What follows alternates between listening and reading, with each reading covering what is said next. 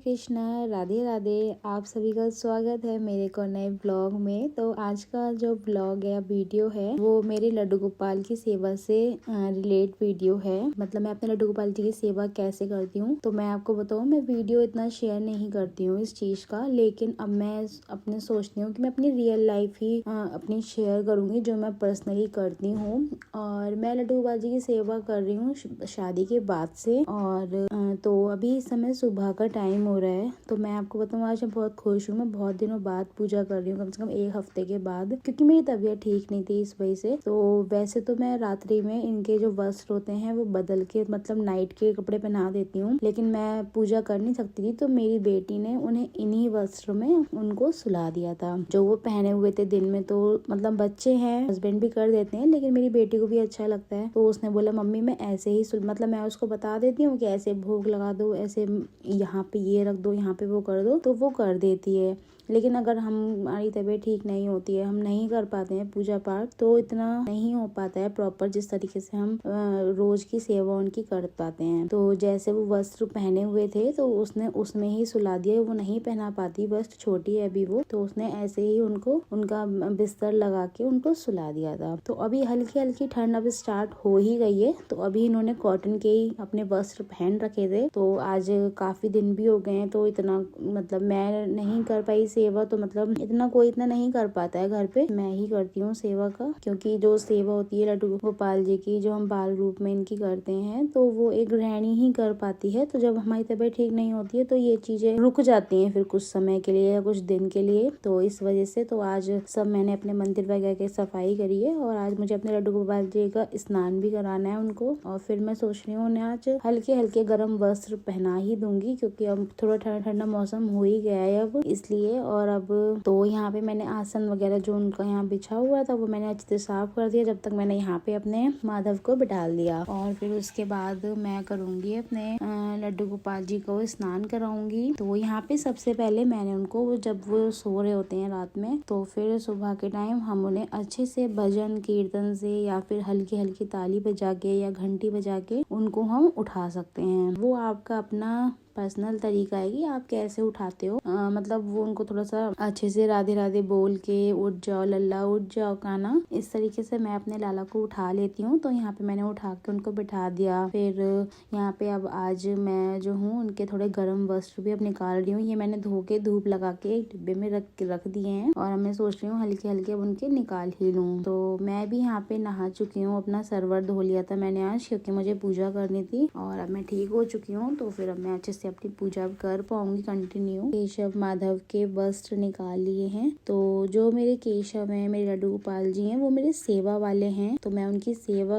कह के ही उनको लेके आई थी अपने घर में। तो मैं उनकी सेवा करती हूँ जितना मेरे से देखो हो पाता है। और जो मेरे ये दूसरे बाल गोपाल आपको दिख रहे हैं बड़े से बैठे पे, ये मैं दिवाली पे लेके आई थी। तो ये इनके वस्त्र वगैरह मैं चेंज नहीं कर सकती, ये मतलब एक इस तरीके से हैं। तो इनका भी मैं सोच रही हूँ कि मैं कैसे क्या करूँ इनका अभी। तो बस ये है, इनके थोड़े वस्त्र मैं अच्छे से, डस्ट वगैरह होती है तो क्लीन कर देती हूँ। वैसे तो मैं यहाँ पे अच्छे से साफ सफाई रखती हूँ। तो यहाँ पे मेरे बाल गोपाल जो हैं वो अच्छे से नहा के आ गए हैं। तो मैं इनको गर्म वस्त्र पहना के बिठा दूंगी। तो मैं आज बहुत खुश हूँ कि मैं बहुत दिनों बाद आज मैं अपने लड्डू गोपाल जी की सेवा फिर से कर रही हूँ, और पूजा अब मैं कर पाऊंगी। क्योंकि एक गृहिणी का जीवन ऐसे होता है कि अगर हमें कुछ हो जाते हैं ना कुछ दिन के लिए, तो मतलब सारे काम हमारे कुछ दिन के लिए, कुछ समय के लिए रुक जाते हैं। क्योंकि हमें भी वो समय हमारा ऐसा होता है कि हमें भी थोड़ा सा आराम चाहिए होता है। हमारी तबीयत ठीक नहीं होती, हम ये नहीं कर सकते, हम वो नहीं कर सकते। जैसे पुराने जमाने में तो लोग कहते थे कि अगर तुम ऐसे से हो रही हो तो यहाँ मत बैठो, ये मत करो, वो मत छुओ। लेकिन मैं तो जब तक इनको देख ना लूं पूरे दिन, मतलब मेरे को यही टेंशन रहती है कि मैं जब ठीक थी तो मैं इनको भोग लगा रही थी और स्नान कर रहे थे सब कुछ। अब ये कैसे होगा। तो ये है, अभी बेटी छोटी है तो उसको भी थोड़ा सा अच्छा लगता है करना, तो फिर मेरी बेटी कर लेती है, मैं बना के दे देती हूँ, लगा के दे देती हूँ, मेरे हस्बैंड भोग लगा देते हैं। तो हम इस तरीके से कर लेते हैं। तो यहाँ पे मैंने अपने लड्डू गोपाल जी को वस्त्र पहना दिए हैं। अब हल्की हल्की सी ठंड आ गई ना, तो कितने क्यूट से लग रहे हैं गर्म कपड़े पहन के यहाँ पे। तो फिर मैंने उनका नीचे भी बिस्तर, मतलब नीचे भी उनके सिंहासन पे मैंने गरम कपड़ा बिछा दिया इस तरीके से। और फिर यहाँ पे उनको भी विराजमान करा दिया मैंने। और अब मैं उनको अच्छे से बिठा दूंगी, उनका श्रृंगार करके उनको तैयार कर दूंगी। तो हमारा गृहिणी जीवन में यही होता है कि मतलब गृहिणी अपने कामों से रुक जाए ना तो घर के सारे काम रुक जाते हैं। तो यहाँ पे मैंने दोनों को अच्छे से विराजमान करा दिया, श्रृंगार कर दिया। फिर यहाँ पे हम अपने लड्डू गोपाल जी को टीका या चंदन लगाएंगे। फिर उसके बाद हम यहाँ पे पूजा करेंगे। तो यहाँ पे मैं अपनी आरती करूंगी अब, और फिर हम यहाँ पे भोग भी लगते हैं लड्डू गोपाल जी को। अब जैसे मौसम ठंडा ठंडा स्टार्ट हो गया है तो हम इनको थोड़ी थोड़ी गर्म चीजों का भोग लगाना स्टार्ट करेंगे, जैसे रेवड़ी, मूंगफली, गुड़। तो मैं भी अब जैसे ठंडी स्टार्ट हो गई तो मैं भी सब अब मंगा के रखूंगी बाहर से कुछ चीजें, ताकि इनको हम थोड़ी हल्की गर्म चीजों का भोग लगा सकें। और जैसे ठंड स्टार्ट हो जाती है ना तो आप चंदन सेवा जैसे देते हैं तो चंदन सेवा थोड़ी कम दें, क्योंकि चंदन जो होता है वो ठंडा होता है तो उनको भी ठंड लग सकती है। क्योंकि अगर हम लड्डू गोपाल जी की सेवा करते हैं लाला के रूप में तो हमारे मन में हर तरीके के भाव आने चाहिए। इस तरीके से हमें सेवा करनी चाहिए अपने कान्हा जी की। तो यहाँ पे मेरी पूजा हो चुकी है।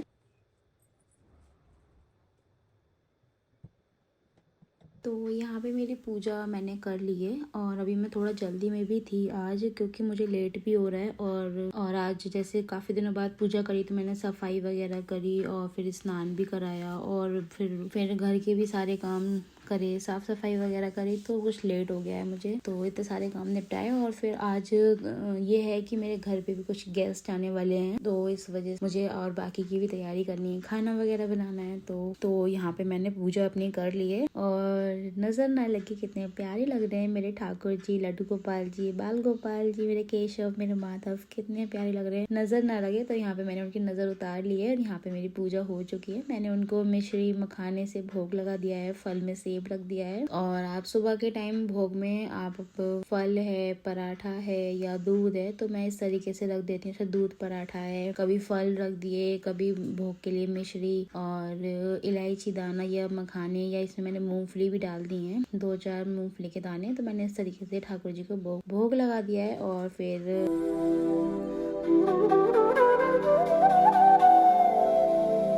अब मैं करूँगी बाकी अपने खाना वगैरह बनाने की तैयारी, क्योंकि आज मेरे घर गेस्ट आ रहे हैं और काफ़ी दूर से आ रहे हैं दूर से नहीं, मतलब पास रह के भी आ नहीं पाए थे।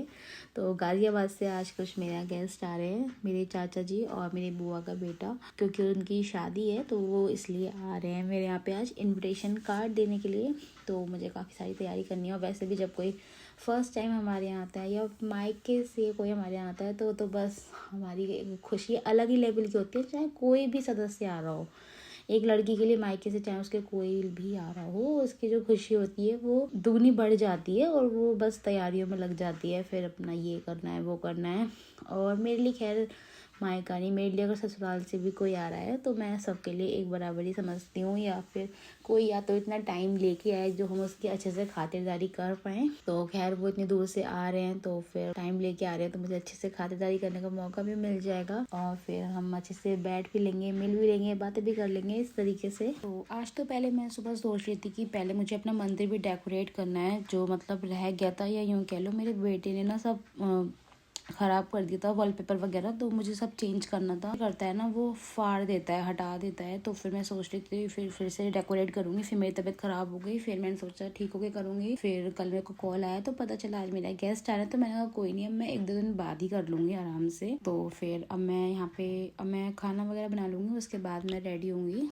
तो यहाँ पे गेस्ट आने वाले थे और मैं भी रेडी हो चुकी थी। मैंने बाल वगैरह काट लिए थे और फिर मैंने खाना वगैरह भी सब बना लिया था और नाश्ते वगैरह की सब तैयारी करके रख दी थी। और फिर मैं आपको दिखाती हूँ, ये रही हमारे स्पेशल गेस्ट। ये हैं दूल्हे राजा जो हाफ जैकेट में बैठे हैं, तो इनकी है शादी और बराबर में बैठे हैं मेरे चाचा जी। तो ये दोनों गाजियाबाद में जॉब करते हैं, तो इनका सैटरडे संडे ऑफ रहता है, तो इसीलिए संडे को आए थे। तो ये स्पेशली आए हैं मुझे इन्वाइट करने के लिए, क्योंकि मैंने बोला था अगर तुम आओगे मैं जब भी आऊंगी शादी में, वरना मैं आने की नहीं हूँ। तो ये स्पेशल आए हैं बुलाने के लिए कि बहुत अच्छा लगा मुझे, मतलब बहुत अच्छा लगा, बहुत खुशी मिली। और इनकी जो मजाक मस्ती है ना वो अलग ही लेवल की चल रही थी। तो मैंने खाना बनाते हुए, खिलाते हुए, नाश्ता कराते हुए मैंने कुछ भी शूट नहीं करा था। और बस ये तो बस ऐसी छोटी मोटी क्लिप्स हैं जो मैंने बना ली थी, क्योंकि जब हम इनके घर जाते हैं बुआ जी के घर, तो ये हमारी ऐसी ऐसी क्लिप्स बना के हमें चिढ़ाते हैं ना बाद में, बस मैं बता नहीं सकती आपको।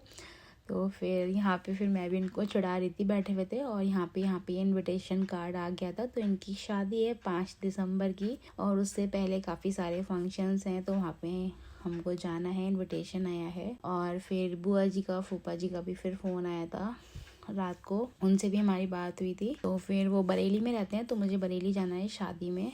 और फिर यहाँ पे खूब सारी मिठाइयाँ वगैरह लेकर आए थे, मिठाइयाँ, चॉकलेट, सब कुछ। और फिर तो आज का ब्लॉग यहीं पे एंड करते हैं, और मैं उम्मीद करती हूँ आपको मेरा आज का ब्लॉग अच्छा लगा होगा। अगर आपको आज का मेरा वीडियो या ब्लॉग अच्छा लगा हो तो प्लीज़ वीडियो को लाइक और चैनल को सब्सक्राइब करना ना भूलें। मिलते हैं फिर एक और अच्छी सी वीडियो और ब्लॉग के साथ। तक के लिए bye bye and take care.